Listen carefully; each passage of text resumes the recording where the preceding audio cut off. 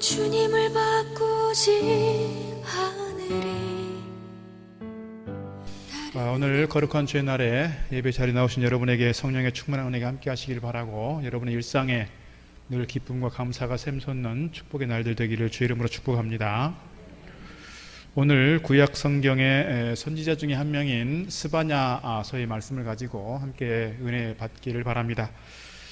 스바냐가 어떤 사람인가? 스바냐 1장 1절에 보니까 이렇게 기록하고 있습니다. 아몬의 아들 유다왕 요시아의 시대에 스바냐에게 임한 여호와의 말씀이라. 스바냐는 히스기야의 현손이요 아마리아의 증손이요 그드라의 손자요 그시의 아들이었더라 그랬습니다.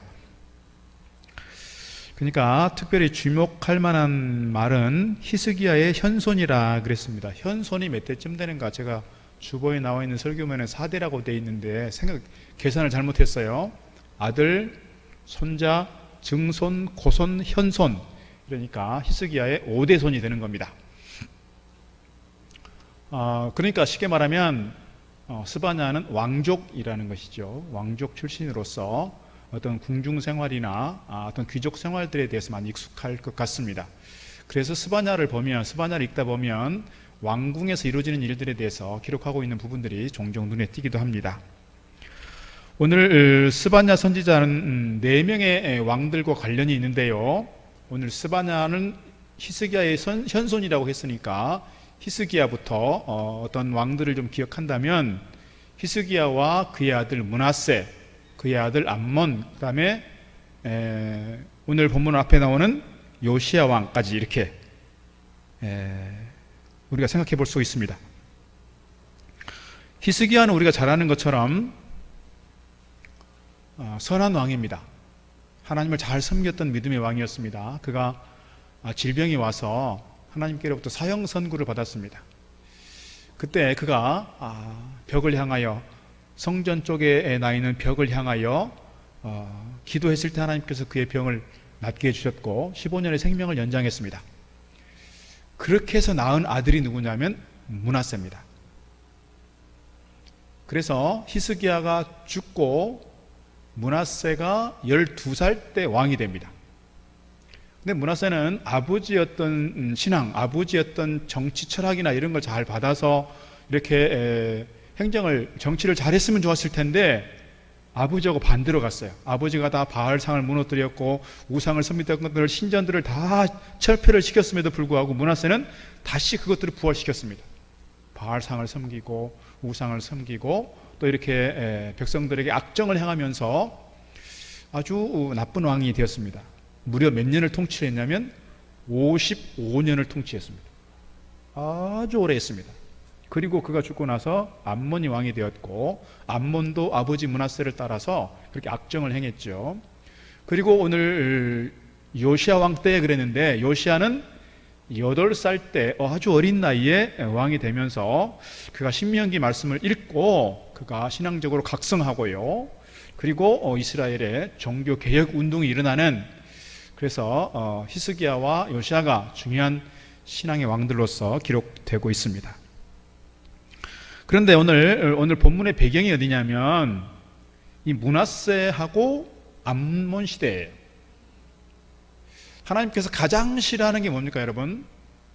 하나님께서 가장 싫어하는 게 있다. 그게 뭐냐? 하나님이 아닌 다른 것에다가 절을 하고, 다른 것을 섬기고, 다른 것에다가 제사를 하고, 다른 것을 믿는 우상을 가장 싫어한다고 했는데, 이 므낫세와 암몬 시대 때 계속해서 이렇게 우상을 섬기는 시대가 됐습니다.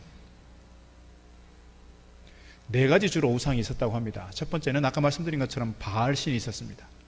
바알은 이스라엘 백성들이 출애굽하고 나서 가나안에 들어오기 전부터 이미 가나안에 정착되어 있었던, 가나안에 이미 원주민들이 심겼던 신이에요. 그런데 이 신이 뭐냐면 농경신인데요. 이 바알을 섬기던 신전의 사제들이 아주 음란한 사람들이었습니다. 그래서 자기들끼리 막 이렇게 성적인 문란한 가운데 그들이 즐거움을 얻으면 신이 즐거움을 얻어서 그 땅에 비를 내리고 그 땅을 풍요롭게 한다. 이게 바알 신이에요. 그러니까 이스라엘 사람들이 여기에 많이 심취됐습니다.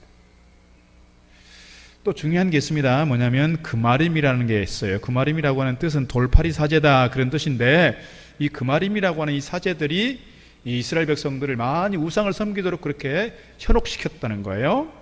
세 번째는 뭐가 있냐면 천체를 숭배했어요. 1월 성신. 신명기 4장 19절 말씀 보게 되면 하나님께서 하늘의 별을 보아도 달을 보아도 태양을 보아도 그것을 신처럼 섬기지 말라고 분명히 경고했어요. 그런데 이 사람들이 점을 보는 거예요. 점을 볼 때 별점을 봐요. 요즘 우리도 그런 경우 있죠. 별점 봅니다. 그리고 태양을 섬기고 또 달을 섬기고 이렇게 별들을 섬기는 그런 상황이 됐습니다. 심지어는 므낫세가 솔로몬 성전 안에 전체를 섬기도록 성전 안에 신전을 따로 세웠습니다. 하나님께서 노하실 만하시죠. 하나님께 제사하고 하나님을 섬기는 그 성전 안에, 그 성전 뜰에다가 우상을 섬기는 신전을 세웠으니 하나님께서 얼마나 노하시겠어요. 하나님 질투하시는 하나님이라고 그랬는데. 네 번째는 뭐냐면 말감이라고 하는 종교가 있어요. 암몬 사람들이 섬기는 이 이방 종교인데요. 이때는 솔로몬 왕 때 솔로몬이 국내 사람들하고만 이렇게 결혼을 한 게 아니라 이방 민족들하고 엄청나게 이렇게 혼인 관계를 맺었어요. 정치적인 안정을 위해서 그랬겠죠. 정치적인 정략을 위해서 그렇게 한 건데, 근데 문제는 뭐냐면 이방의 여인들이 들어오면서 다 뭘 가지고 들어왔냐면 이 우상들을 가지고 들어왔단 말이죠. 그 중에 중요한 것 가운데 하나가 뭐냐면 말감이에요. 이런 잡스러운 종교들이 많이 들어와 있었던 상황에서 하나님께서 질투하시는 하나님이시라 하나님께서 그 이스라엘 백성들을 가만둘 수가 없으니 그들을 심판하시겠다. 그들 가운데 재앙을 내리시겠다. 그래서 하시는 말씀이 오늘 이 11절 말씀 시작할 때 이렇게 말합니다. 그날에 네가 내게 범죄한 모든 행위로 말미암아 수치를 당할 것이라. 여호와의 날, 그날을 선포하시는 거예요. 그날은 두 가지 의미가 있어요. 하나님께서 심판하시는 날인데 우상을 섬기고 하나님을 배신했던 많은 사람들은 그날 분명히 심판을 당할 것이다. 그러나 왕을 비롯해서 많은 사람들이 우상을 섬기던 그 상황 속에 정말 순수하게 하나님 말씀을 따라 신앙을 지켰던 그 사람들은 계속해서 핍박을 당하고 왕따를 당하고 생존하기가 어려웠고 같이 어울리기 어려웠던 그 상황 속에서 그럼에도 불구하고 끝까지 믿음을 지켰던 사람들 뭐라고 하느냐? 남은 자라는 거예요. 남은 자. 이 남은 자들은 구원을 얻게 된다. 이것이 어떻게 보면 구약 성경의 핵심이고 오늘 스바냐 선지서에서 보여주고 있는 핵심적 내용이다. 이렇게 말씀드릴 수 있습니다. 어떻게 보면 이 선한 왕들이 있을 뿐만 아니라 대부분 또 선하지 않는 악한 왕들이 많아요. 악정을 행합니다. 악정을 행하면서 문제는 뭐냐면 정치만 악정을 행하는 것이 아니라 하나님께서 그렇게 싫어하시는 우상들을 자꾸 섬기게 하는 거예요. 상상을 해보세요. 하나님께 제사하는 성전에 다른 신을 섬기도록 신전을 만들어 놨으니 왕들을 비롯해서 귀족들과 힘 있다고 하는 사람들 모두가 그렇게 왕을 따라서 거기를 갔을 거예요. 그 상황 속에서 온전하게 신실하게 하나님을 섬기겠다, 나는 거기 가는 걸 거부할 거야, 여러분 쉽게 그럴 수 있을까요? 일제강점기 시대에 목사님들이 신사참배한 것을 총회에서 결의할 정도가 됐으니 그 상황 속에서 순수하게 하나님을 섬기고 신사참배하는 것은 우상입니다, 그 목소리 냈던 사람들이 얼마나 핍박당하고 순교를 했느냐 말이죠. 오늘 이 시대도 그랬을 거예요. 그 왕들과 많은 권력자들이 그렇게 우상을 섬길 때 그것은 잘못된 것이라고 말할 수 있고 그것은 아니야 라고 말할 수 있는 사람들 많지 않았을 거예요. 그럼에도 불구하고 끝까지 믿음을 지켰던 그 사람들을 남은 자라고 말하고, 오늘 그 말씀 속에서 스바냐 선지자를 통해서 이 남은 자들에 대해서 하나님께서는 구원하시겠다 이렇게 말씀하고 있는 걸 볼 수가 있습니다. 오늘 13절 말씀 보게 되면 이렇게 기록되어 있습니다. 이스라엘의 남은 자는 악을 행하지 아니하며 거짓을 말하지 아니하며 입에 거짓된 혀가 없으며 먹고 누울지라도 그들을 두렵게 할 자가 없으리라 그랬습니다. 이스라엘의 남은 자는 그랬어요. 이 남은 자는 끝까지 믿음을 지킨 사람들, 순수한 신앙을 잃어버리지 않는 사람들, 하나님을 배신하지 않는 사람들. 지금 저 북한 땅에도 이렇게 끝까지 믿음을 지키고 목숨을 걸고 신앙을 지키는 사람들이 있습니다. 마음껏 소리내서 기도할 수 없고 소리내서 찬양할 수 없는 그런 상황이지만 그래도 지하교회에서 하나님을 섬기고 예배하는 사람들이 있습니다. 그 사람들이 어떤 사람들이냐? 남은 자들입니다. 남은 자들. 오늘 이 남은 자들을 향해서 주시는 좋은 메시지가 몇 가지가 있습니다. 오늘 본문을 통해서 특별히 스바냐를 통해서 주신 메시지를 함께 경청하려고 합니다.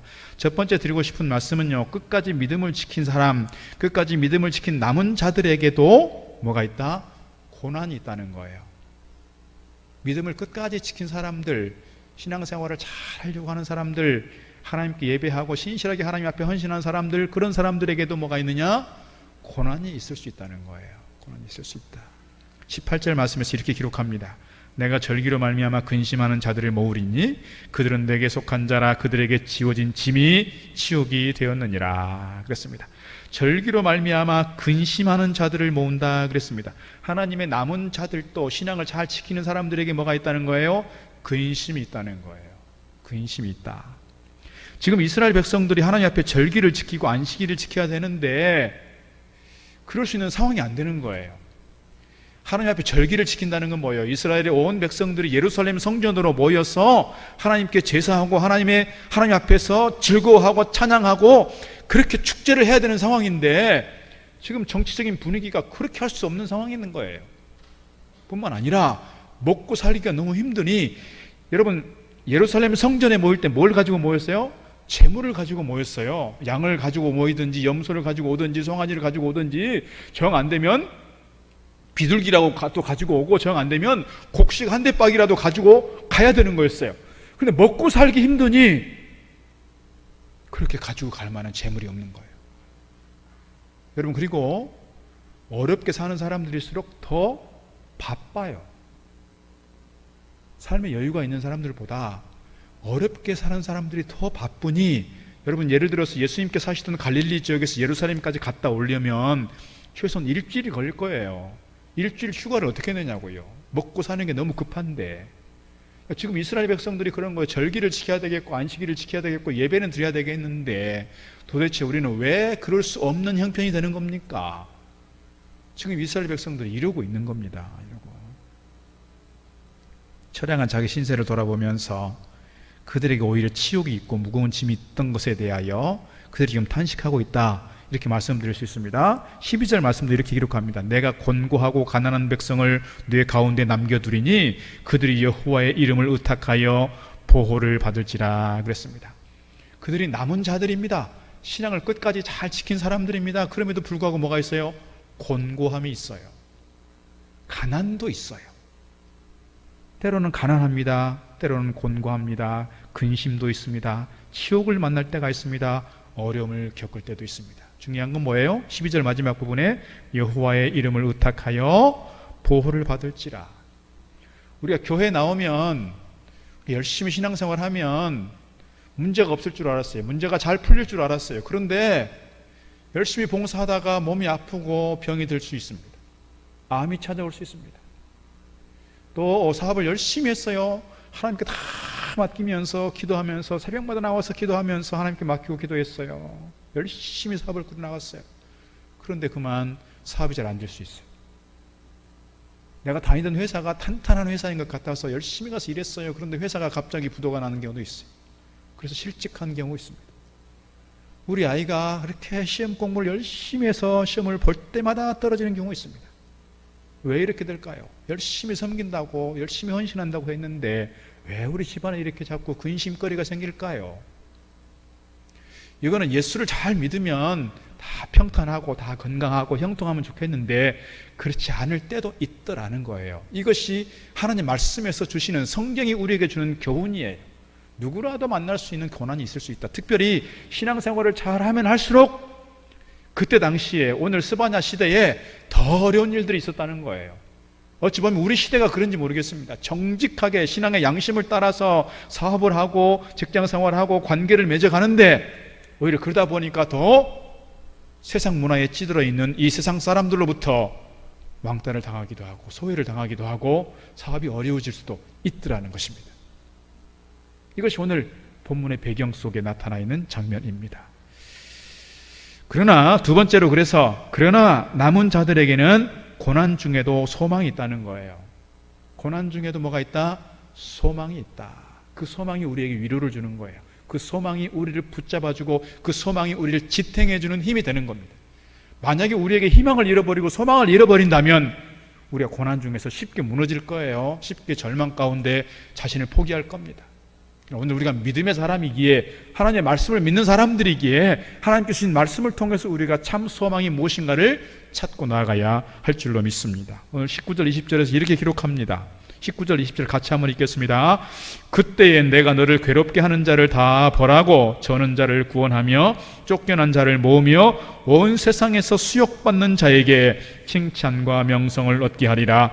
내가 그때에 너희를 이끌고 그때에 너희를 모을지라. 내가 너희 목전에서 너희의 사로잡힘을 돌이킬 때에 너희에게 천하 만민 가운데서 명성과 칭찬을 얻게 하리라. 여호와의 말이니라.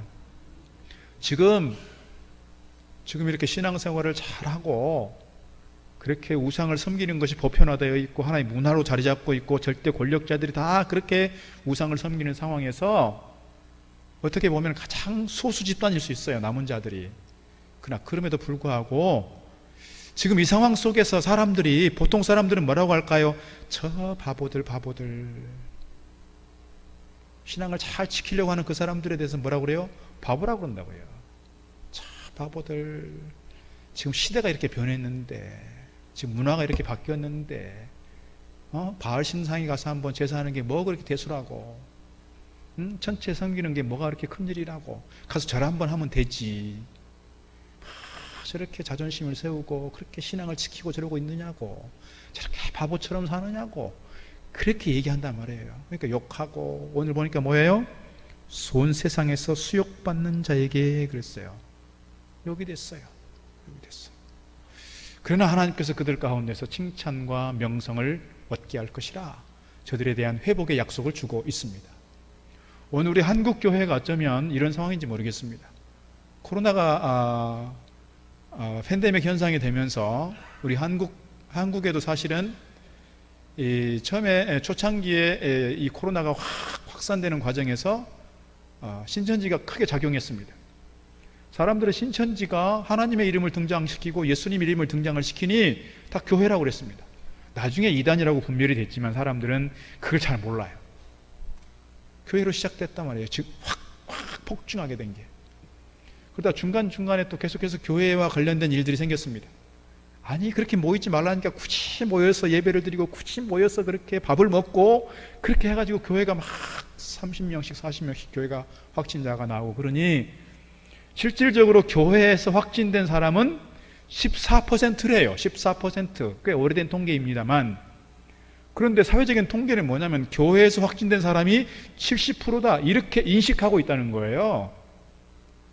그런 상황에서 장신대 교수들을 중심으로 해서 그게 아니다, 이 한국 교회가 얼마나 방역을 잘하고 있고 얼마나 이것에 협조를 잘하고 있는지 다 연구해서 정부 관계자들하고 계속해서 소통해 가면서 프로젝트를 냈어요. 그런데 그 모든 것이 수포로 돌아간 게 있었습니다. 작년 8월 15일 때문에 그렇습니다. 8월 15일 광화문 집회를 주도했던 사람들이 목사님들이고 교인들입니다. 그러니까 아무리 신학교에서 아무리 목사님들이 방역을 잘한다, 이 교회가 사회적으로 얼마나 좋은 일을 많이 한다, 아무리 떠들어도 다 수포가 되는 겁니다. 다 수포가 됐어요. 아니 거기하고 신천지하고 다를 바가 뭐 있냐. 차라리 신천지는 나와서 사과라도 하지. 이 사람들은 도대체 뭐냐, 한국 교회는 뭐 하고 있는 거냐. 창피한 줄 모르고 오히려 말도 안 되는 가짜뉴스 온상이 되고, 이런 상황 속에서 우리 한국 교회가 정말 욕을 먹을 대로 먹었습니다. 대로 먹었어요. 어떻게 보면 이 상황 속에서 한국 교회가 당하고 있는 수욕이요 치욕인 것 같습니다. 그러나 중요한 것은 그럼에도 불구하고 우리 하나님께서 우리 한국 교회를 통해서 이 땅 가운데 우리 대한민국에 희망을 주게 되는 줄 믿습니다. 우리 한국 교회가 이렇게 욕을 먹는 상황 속에서도 그럼에도 불구하고 많은 사람들은 그래도 교회가 희망이지, 교회가 아니면 어디에 희망이 있어? 이렇게 말한단 말입니다. 그런데 우리조차도 세상 사람들이 말하는 그 욕짓거리 속에 우리도 같이 파묻혀 있어요. 도대체 교회는 뭐 하는 것이냐? 교회는 희망이 없어. 교회는 왜 이렇게 힘이 없는 거야? 우리가 하나님을 거룩하신 하나님을 섬기고 예수 그리스도를 구주로 믿는 믿음의 성도들입니다. 오늘 우리가 정말 신앙생활 잘하면서 우리 한 사람 한 사람이 지역 가운데서 우리 일동 동북교회가 일동과 포천 지역에서 분명 명성과 칭찬을 얻게 될 것이라 믿습니다. 그런 회복의 때가 분명히 온다는 거예요. 우리가 그때까지 우리가 뭐예요? 신실하게 하나님을 붙들고 믿음 가운데 달려갈 때, 우리 하나님을 의지하고 달려갈 때 하나님께서 우리 삶을 회복시키시고 우리 교회를, 한국 교회를 분명 회복시키셔서 칭찬과 명성 얻게 할 줄로 믿습니다. 이렇게 분명하게 우리에게 소망이 되는 근거의 말씀이 17절 말씀입니다. 17절 우리 같이 한번 읽어보도록 하겠습니다. 너희 하나님 여호와가 너희 가운데 계시니 그는 구원을 베푸실 전능자이시라. 그가 너로 말미암아 기쁨을 이기지 못하시며 너를 잠잠히 사랑하시며 너로 말미암아 즐거이 부르며 기뻐하시리라 하리라. 여러분, 어떻게 해서 우리가 소망을 가질 수 있느냐? 우리 하나님 때문이라는 거예요. 하나님 어떤 하나님이냐? 17절 상반절에 보니까 너희 하나님 여호와가 너희 가운데 계시니예요. 우리가 힘들고 어려울 때, 막 고난 가운데 있을 때 눈물 흘릴 수밖에 없는 그때 우린 스스로 그렇게 생각합니다. 아무도 나에게 힘이 되어주지 않는구나. 나 혼자구나.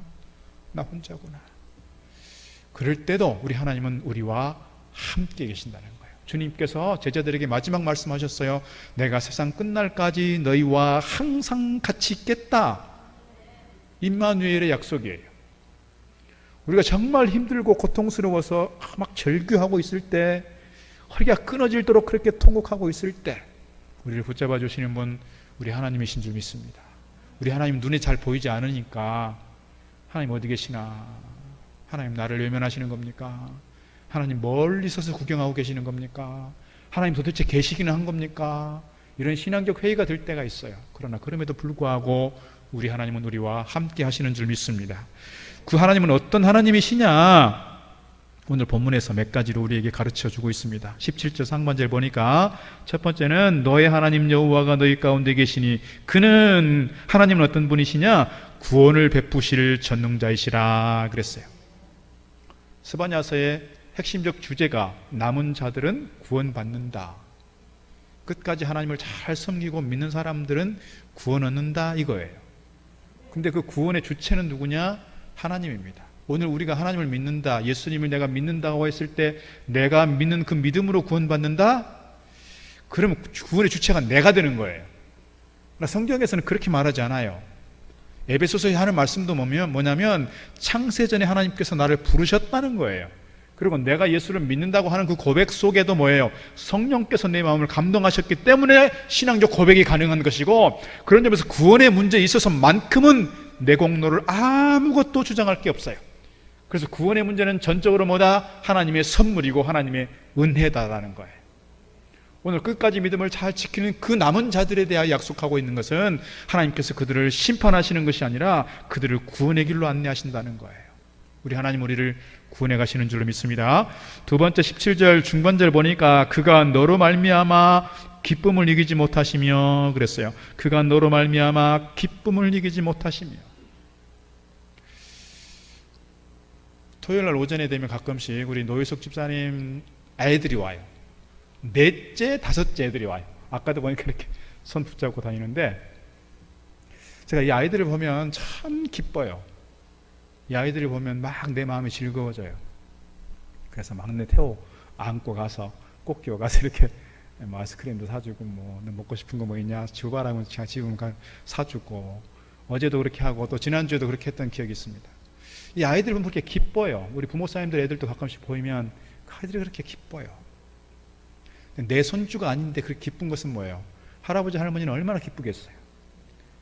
어제는 그 생각도 했습니다. 내가 만약에 손주를 보면, 우리 아이들이 장가를 가서 손주를 내 품에 안기면 내가 얼마나 기쁠까? 그 생각을 했어요. 여러분 중에서 손주를 보시고 증손주를 보는 분들도 여러분 계시는데요, 뭘 해도 이쁘잖아요. 뭘 해도 이뻐요. 그런데 아까 제가 므낫세가 12살 때 왕이 됐다 그랬어요. 히스기야가 죽을 뻔했고 기도해서 생명을 연장받았어요. 그때 낳은 아들이 므낫세예요. 그러니까 죽을 뻔했다가 낳았으니 얼마나 소중한 아들이에요. 그래서 제가 볼 때는 성경에 그런 얘기는 없지만 히스기야가 므낫세를 잘못 키웠다, 신앙적으로 그런 생각이 드는 거예요. 무조건 오냐오냐 한 게 아니었을까? 그래서 므낫세가 그냥 이렇게 제대로 된 신앙 교육을 받지 못해서 그렇게 악정을 하진 않았을까, 그 생각을 갖는 겁니다. 어쨌거나 얘기가 딴 데로 갔습니다만, 우리가 손주들 보면 그렇게 기쁜데 정말 제가 신앙생활 하면서 기쁨을 주는 분들이 있어요. 제가 기쁨을 얻는 사람들이 있어요. 어떤 사람들이냐면 다들 신앙생활 잘하는 분들이니까 다 기쁘고 기도 열심히 하는 거 보면 참 저도 기도 더 해주고 그렇게 되는데, 특별하게 이렇게 와닿는 분들이 있어요. 언제냐면 큰 어려움을 겪었을 때 저 집사님이 이 어려움을 잘 감당해낼 수 있을까? 이 큰 시련이고 고난인데 이 고난의 문제 앞에서 혹시 무너져 버리면 어떡하지? 그렇게 막 조마조마할 때가 있어요. 그런데 그럼에도 불구하고 신앙을 잘 지키고 이 어려운 환경 속에서도, 이 어려운 큰 문제 앞에서도 믿음으로 이것을 잘 감당해내는 그 모습 보면서 되게 기뻐요. 감사하고요. 감격이 되고요. 대견스러운 마음이 있어요. 목사가 이렇게 대견스러운 마음이 있으면 하나님께서 보실 때에도 그럴 것 같습니다. 너가 큰 문제가 있었지만, 큰 아픔이 있었지만 신앙을 잃어버리지 않고 이것을 잘 감당해내는 모습 보니 내가 참 기쁘구나. 오늘 하나님의 기쁨이 이거예요. 기쁨을 이기지 못한다. 기뻐서 어쩔 줄 모르는 그것. 오늘 하나님께서 남은 자들을 향해서 그렇게 말하는 거예요. 전체적인 지금 국가적 분위기는 뭐예요? 우상을 섬기는 게 당연시 됐어요. 하나님을 섬기는 것이 어떻게 보면 계속해서 핍박을 받고 조롱을 당하고 욕을 먹고 계속해서 수욕을 당하는 그런 상황 속에서, 그럼에도 불구하고 신앙을 잘 지키고 이 어려운 시험들을 잘 감당해내는 그 모습들을 보면서 하나님께서 내가 이들 때문에 기뻐서 어쩔 줄 모르겠구나, 그러고 있는 거예요. 우리가 살아가다 보면 앞서 말씀드린 것처럼 고난을 만날 수 있습니다. 어려운 일을 만날 수 있습니다. 그럴 때마다 주저앉아버리고 포기해버리는 것이 아니라 믿음 안에서 잘 감당해 갈 때 주님께서 우리를 보시고 내가 너 때문에 참 기쁘다, 이렇게 인정받을 만한 성도들 다 되기를 주의 이름으로 축복합니다. 세 번째는요, 뭐라고 되어 있냐면 하나님께서 우리를 잠잠히 사랑하신다는 거예요. 17절 중반절, 너를 잠잠히 사랑하시며 그랬어요. 잠잠히 사랑하신다. 여러분, 그 젊은이들이 쓰는 단어 중에 영어 중에 뭐가 있냐면 금사빠라는 말이 있어요. 금사빠. 금사빠가 뭐예요? 우리 60 넘으신 분들 금사빠란 말 아시나요? 금세 사랑에 빠진 사람, 이게 금사빠래요. 금사빠는 되게 갑자기 장작처럼 불이 확 탔다가 금방 꺼져버리는 사람들이 많은 것 같습니다. 금사빠. 우리는 보통 뭘 얘기하냐면 진득하게, 특별히 경상도 사나이들 얘기하잖아요. 그걸 꼭 말이 안 와. 눈빛만 봐도 알지. 이런 얘기 하잖아요. 눈빛만 봐도 알지. 말하지 않아도, 말로 표현하지 않아도 그 사람의 모습을 보면, 그 사람의 마음 씀씀이를 보면 그 사람의 사랑을 느낄 수 있다는 거예요. 이게 뭐예요? 뚝배기 사랑 아닐까요? 뚝배기 사랑. 우리 하나님의 사랑이 그렇다는 거예요. 하나님은 눈에 잘 보이지 않아요. 특별히 우리가 어려울 때, 힘들 때 잘 안 보여요. 하나님 멀리 계신 것 같아요. 그래도 하나님은 여전히 뭐예요? 우리를 사랑하고 계시다는 거예요. 사랑하고 계시다. 이것이 하나님의 사랑입니다. 갑자기 뜨거워지고 갑자기 식어져 버리는 그런 사랑이 아니라 오늘 우리 공동체 안에서의 사랑도 이런 뚝배기 사랑이면 좋겠습니다. 막 사랑한다고 막 호들갑을 떨고 요란하게 하는 것보다는 정말 마음을 써가면서 진실로 사랑할 수 있는 좋은 관계가 되어지기를 주의 이름으로 축복합니다. 하나 더 말씀을 드리자면 17절 맨 마지막에 이렇게 말합니다. 너로 말미암아 즐거이 부르며 기뻐하시리라. 하나님께서 우리 남은 자들을 보면서, 믿음을 잘 지켜가는 사람들을 보면서 내가 너로 말미암아 기쁘다, 내가 너로 말미암아 즐거이 노래를 부르겠다는 거예요. 우리가 코로나 시대에 사실 예배하는 것이 어렵고 힘든 상황이지만, 많이 조심스럽지만, 그런 하나님께서 이렇게 어려운 상황 속에서도 예배를 드리려고 잠깐 애를 쓰고 있는 이 믿음의 사람들을 보면서 하나님께서 마음이 기쁘시겠다, 하나님 마음이 얼마나 즐거우실까, 그런 마음이 있습니다. 쉽게 이렇게 예배를 포기해버리고 예배 드리는 것에 대해서 이렇게 나태해져 버리는 것이 아니라, 어려운 시대일수록 더 하나님을 찾고 기도하고 예배하는 여러분, 하나님께서 여러분을 보시고 즐거워하시고 기뻐해 주시는 줄로 믿습니다. 오늘 그러면서 하나님께서는 남은 자들을 향해서 세 번째, 세 가지로 권면하고 있습니다. 그 권면하시는 것이 무엇인가 오늘 말씀 속에서 몇 가지 살펴보려고 합니다. 첫 번째 권면은 14절 말씀입니다.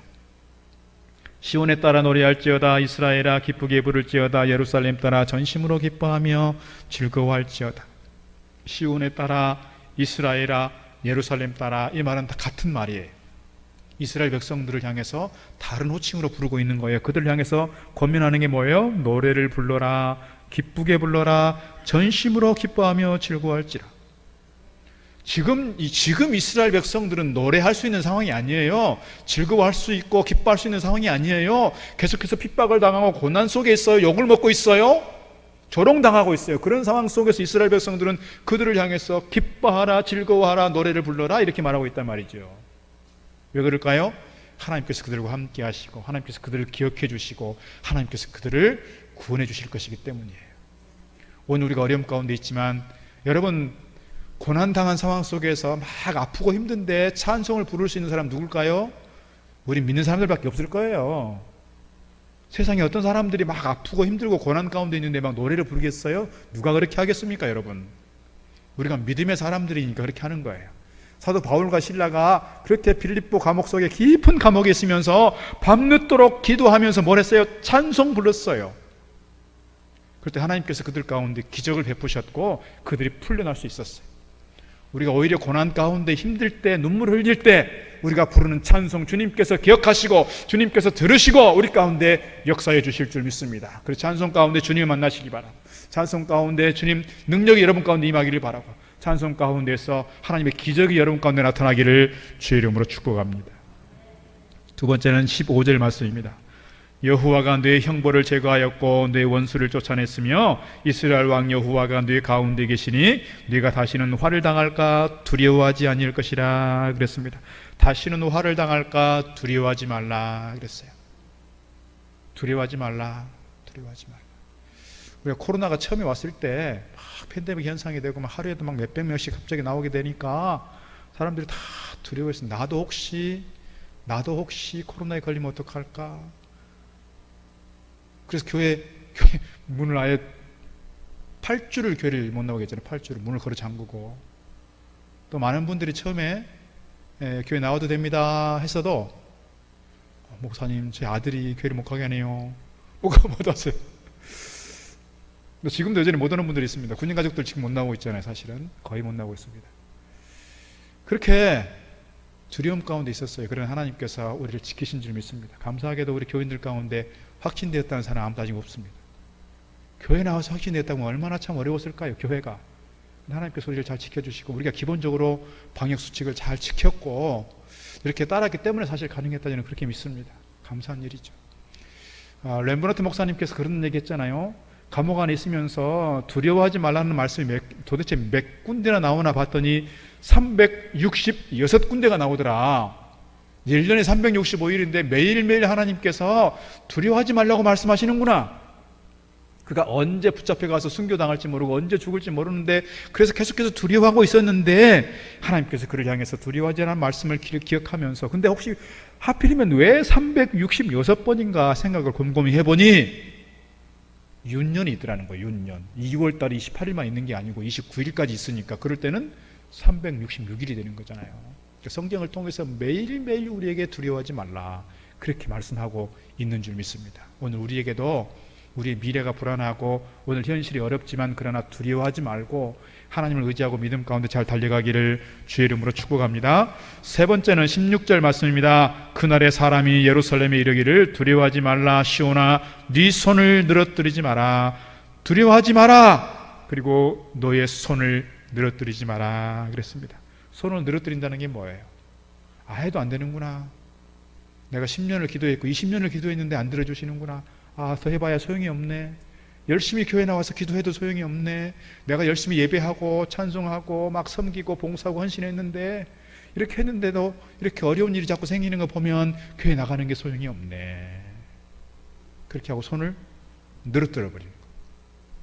포기해버리는 거예요. 절망하는 거예요. 우리 하나님께서 우리와 함께 하시고 우리를 지켜주시고 우리를 보호하시고 우리에게 구원의 소식을 주시고 우리를 회복시키신다 말씀하셨으니 우리를 향해서 주시는 말씀은 손을 늘어뜨리지 마라. 이스라엘 백성들이 그렇게 고통 중에 있을 때 얼마나 많은 사람들이 포기하지 않았겠어요. 신앙을 포기하고 하나님을 떠나가고 그들을 향해서 포기하지 마라. 우리가 교회 안에서 봉사하다 보면 열심히 하려고 하는데 하는 만큼 보상이 되고 누가 칭찬을 받고 박수를 쳐주면 좋겠는데 오히려 가까이 있는 사람으로부터 시험당해요. 내가 이제는 더 이상 할 필요가 없겠구나. 그럴 때마다 우리가 기억할 것은 네 손을 늘어뜨리지 마라 하시는 하나님의 음성 들을 수 있기를 바라겠습니다. 우리가 주님 앞에 가는 그 시간까지 내가 힘이 되는 한 끝까지 주님을 위해서, 주님 나라를 위해서 끝까지 사명 감당하고 신실하게 주님을 섬기는 남은 자들이 되셔서 칭찬과 명성을 다시 회복하는 저와 여러분 되기를 주의 이름으로 축복합니다. 기도하겠습니다. 하나님 아버지 감사합니다. 코로나19 백신이 접종되어 가고 마음이 놓이기도 하지만 아직은 변종 바이러스 때문에 오히려 더 두려움과 불안감을 안고 살아가는 어려운 시대에 있습니다. 주님, 이 코로나 때문에 교회에 모이는 것이 어렵고 힘든 시간들이 많이 있었습니다. 그럼에도 지금까지 지키시면 우리 하나님이신 줄 믿습니다. 우리 모든 성도들 어려움과 시련 속에서 절망과 좌절과 손을 늘어뜨리며 포기하는 것이 아니라 주님께서 함께 하신다는 것을 믿고 주님께서 구원하심을 믿고 주님 때문에 소망이 있음을 믿고 믿음으로 잘 달려가는, 그래서 주님 앞에 섰을 때에 잘하였다 칭찬받을 만한 신실한 주의 종들 되게 하여 주옵소서. 예수님 이름으로 기도드리옵나이다. 아멘. 다른 어떤 은혜 구하지 않으리 오직 주님